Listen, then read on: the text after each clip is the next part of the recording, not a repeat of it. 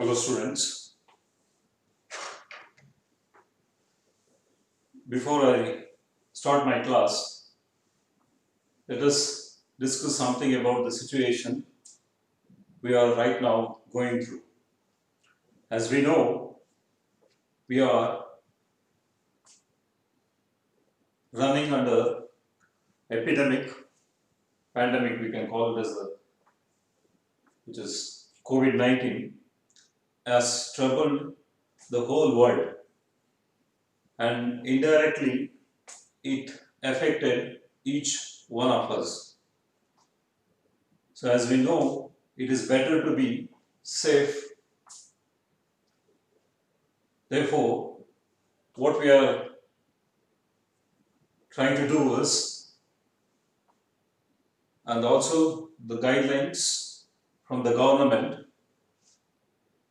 is not to run any educational institution.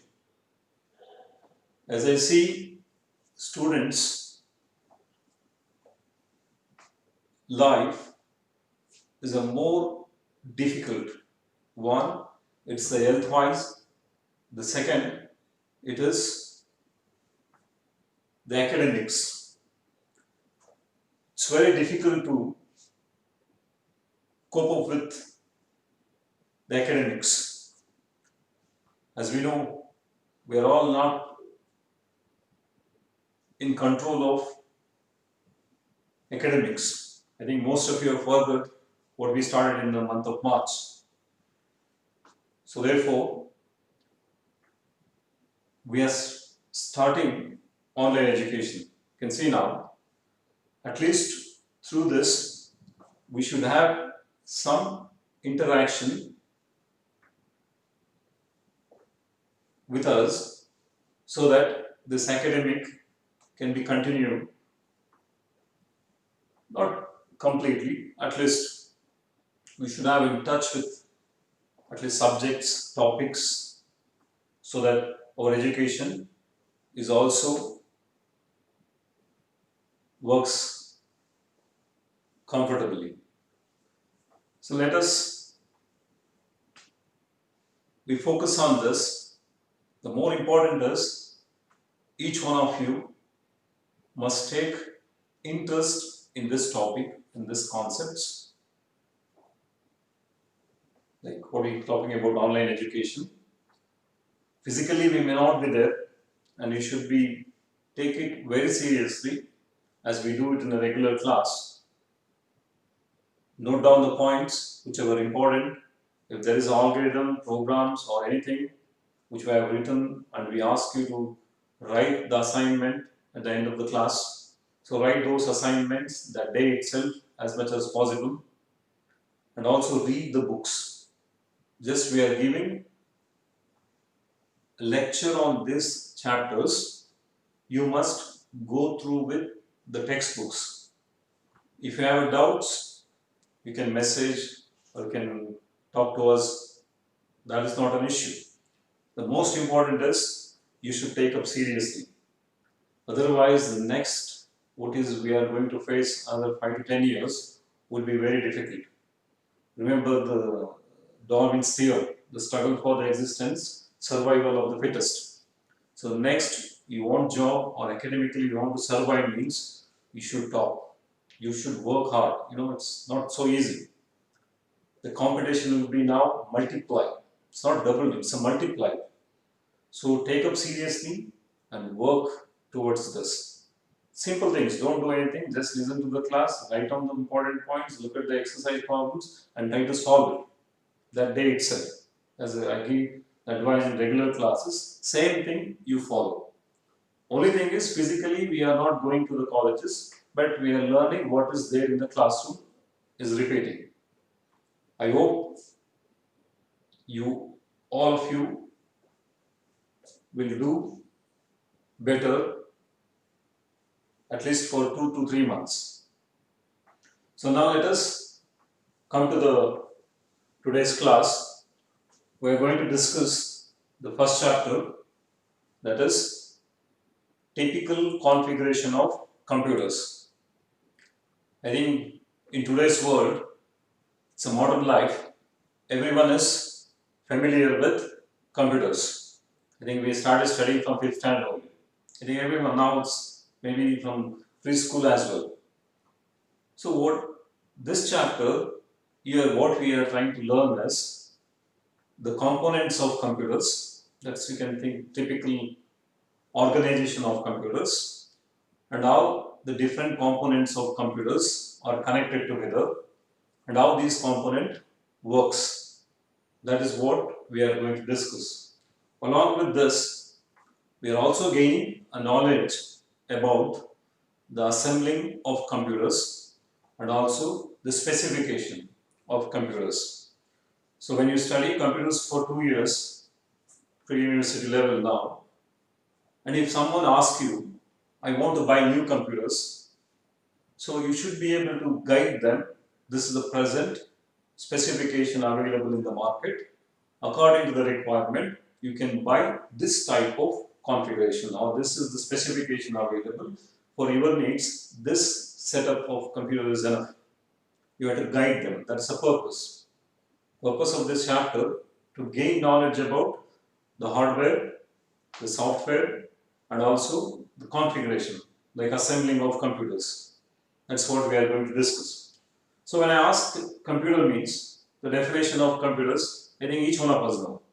What is the computer means? We say computer is a electronic device which accepts one or more electrical signals, or we can say instruction, one or more instructions, and process these instructions and produce the information. That's what we call generally. It's an electronic device. It accepts one or more data, that's called instructions, and then according to the instruction, it processes and produce the information. So that is what we call as a computer. So in general, you can say what does computer means? Computer is a universal information manipulator. So why I said the word universal means the field of application of computers is not restricted to only for computing, that's only for calculation, not only with numbers. We can see computers are used in number of places. You can say all walks of life we use computers. Either we are using directly or there is an involvement of computers.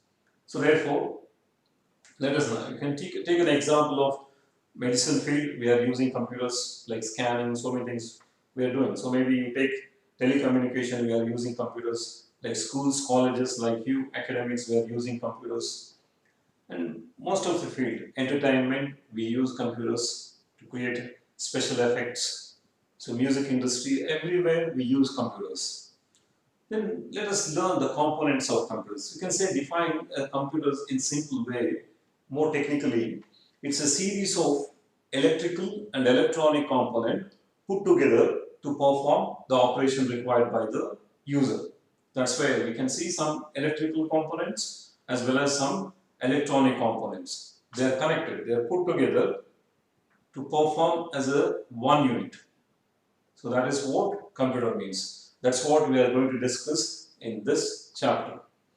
So now, what are the components of computers? What is the computer environment looks like? Who and all involved in this computer? So basically, when you see computers, there are four components. One, the hardware, then we have a software, then we have a data, then we have a users. You can see all are interlinked. So what is a hardware means? Any physical devices. So where you can feel and you can touch, they are called computer hardwares. You can see most of the components, physical devices connected to the computers. What you have processor is also hardware, where you have a RAM, main memory is also hardware, keyboard, mouse, monitor, all those things. There are many components, motherboard, we learn all those things. That is what we call as a hardware. And one more component, as I told, we have a software. These softwares are nothing but the instruction. So according to these instructions, it works with the hardware to perform the operation required by the user. So what does this data means? So data is the raw value. or it is a facts which can be processed to produce the meaningful information. And then we have a users. So users, where we use the computers for different applications, and also we write programs. There are some writes programs with computers. They are also user of computers. Now you can look at the components. Lowest level we have a hardware. This hardware functions with the help of software. This hardware and software works with the data, and this data is provided by the user. So now you can think what is computer environment means: hardware, software, data, and users. This is what computer configuration, or what we call components of computers. Or just a typical example: this computer system environment. This is how we work. Computer system works. So now, and also you think computer has no intelligence of its own. Computer never performs any task by itself, and it can perform any task according to the instruction given to it, indirectly, and insisting that computer works with the instruction. Using this instruction, it can perform any task according to the instruction. Now let us come to the typical organization of computers. I think last year also we have studied, maybe in lower academics also you might have come across with the organization of computers. You can see the computer consisting of important like different units. One is called input unit.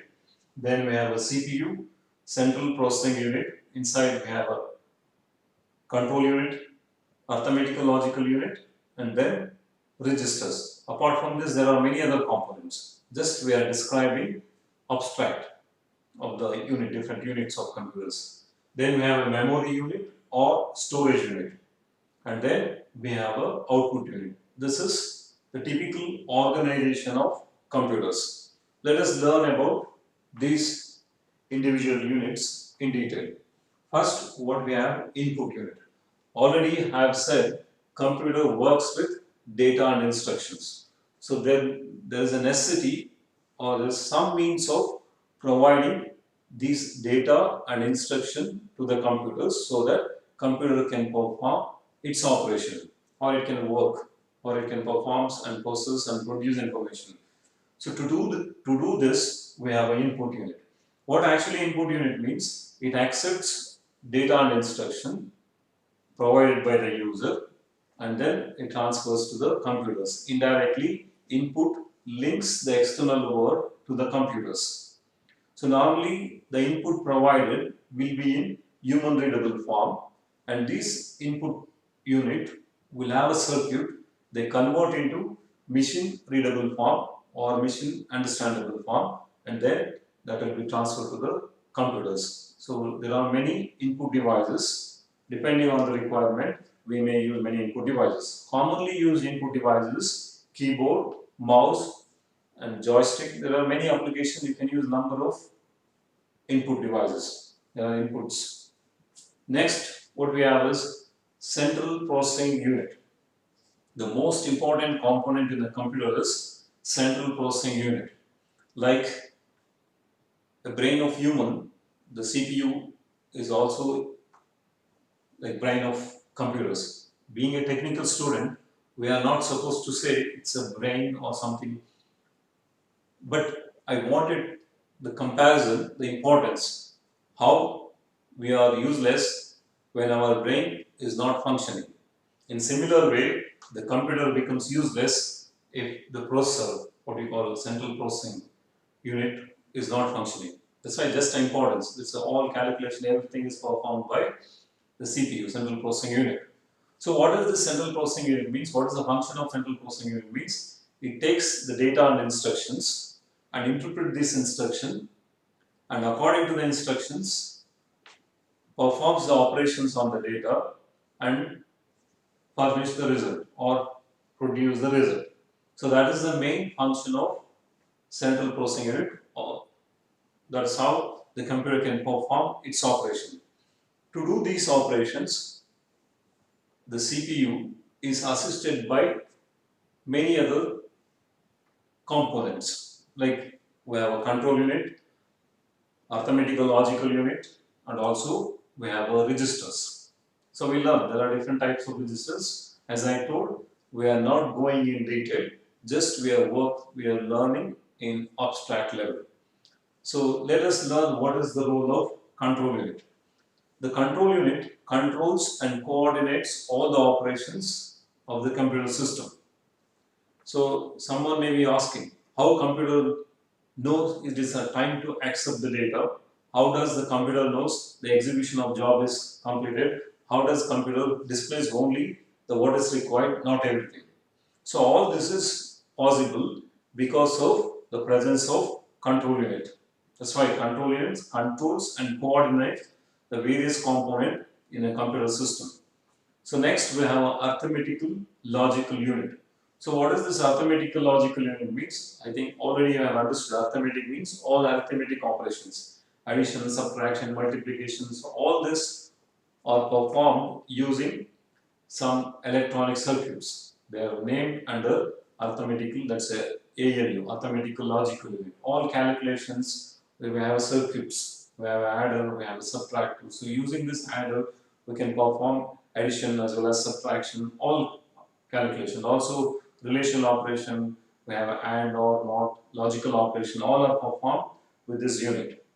And then we have registers. So what are register means?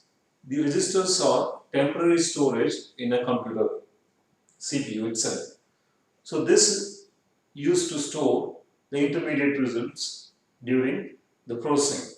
When CPU arithmetical logical is processing, and it may generate intermediate results, and then these results has to be kept in the CPU itself. To do this, we have a 6 general purpose register from R0 to R5. Apart from this, we have other types of registers, like we have a specific purpose, memory address register, memory data registers, instruction register. But here just we are discussing register means temporary storage in the CPU itself. That is what we call as a register. Purpose of this register is to hold the instruction and data that is currently being executed.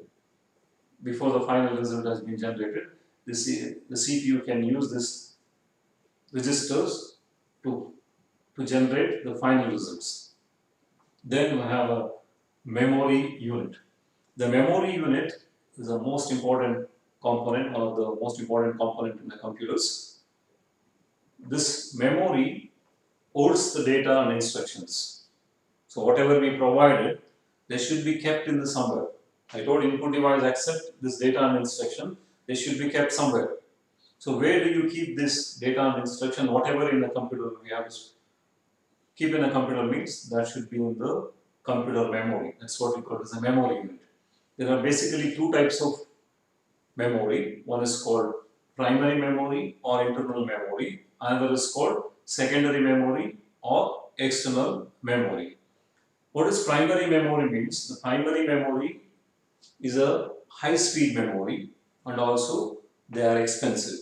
Therefore, the size of primary memory will be always lesser in capacity. The capacity of main memory or primary memory is lesser compared to the secondary memory because of expensive. Because these are the internal memories are normally very expensive. So what this primary memory does means, so this memory holds the data and instruction that is currently needed by the CPU. So whatever we provide from the input devices, they kept on the main memory. From the main memory, the CPU accept and process. So this is called primary memory. This primary memory is called non-volatile memory. Volatile and non-volatile, we have two types. The memory which will be retaining data and instruction when the power supply goes off. That is called non-volatile. There are some memory which will be retaining data and instruction as long as the power supply is on. That is called volatile memory. Like RAM, random access memory, is a volatile memory. We have a read-only memory or we have ROM, that is non-volatile memory. So that is used, RAM is most of the time RAM is used as the primary memory of computers. That's why whenever you made a specification 4 GB of RAM, That's a RAM size. It's an expensive memory. Higher the RAM size means the price will be expensive. The computer cost will be increased because of the RAM size increase. The price of the computer also increases. So that's the reason, because as you have more RAM means the more amount of data with which the CPU can work at a time, hence the execution becomes faster. That's the reason. You want a powerful computer means you have to increase the RAM. That is the main memory. That is the amount of data with which the CPU can work, processor can work. The more means more. So as a result, the execution becomes faster. Indirectly, RAM affect the speed of computers. So another is called secondary memory or external memory. So they are very cheap, normally magnetic memories, magnetic like hard disk we are using. There are some optical storage devices. They are used as a secondary memory. So they are non-volatile. They will be retaining the data permanently.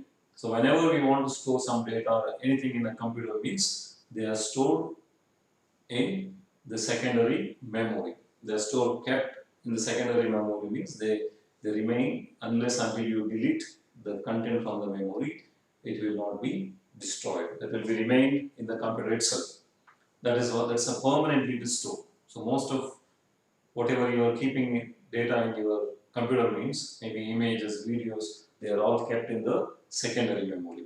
That's something about the secondary memory. So next what we have is called the output unit. So what is output unit means? As I told about input unit.